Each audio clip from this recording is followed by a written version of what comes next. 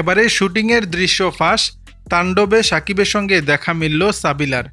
আবারও রায়হান রাফির সঙ্গে জুটি বেঁধে আসন্ন কুরবানি ঈদে তাণ্ডব নিয়ে হাজির হচ্ছেন ঢাকাই সিনেমার শীর্ষনায়ক শাকিব খান।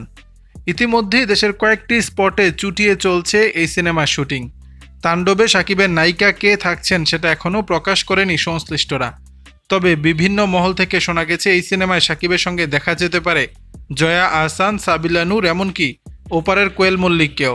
বিষয়টি নিয়ে নানা জল্পনা কল্পনা থাকলেও সোমবার দুপুরেই নিশ্চিত হওয়া গেল ছোট পর্দার জনপ্রিয় অভিনেত্রী সাবিলা নূরই হচ্ছেন তাণ্ডবে সাকিবের নায়িকা। আর এই ছবির মাধ্যমে রূপালী পর্দায় অভিষিক্ত হতে যাচ্ছেন আলোচিত এই অভিনেত্রী।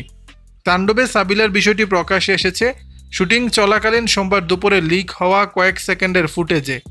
জানা গেছে ঢাকার এফডিসির পর উত্তরবঙ্গের কোনো এক লোকেশনে সাকিব সাবিলা শুটিং করছেন, যেখানে সাকিবকে দেখতে হাজার হাজার মানুষ ভিড় করছেন।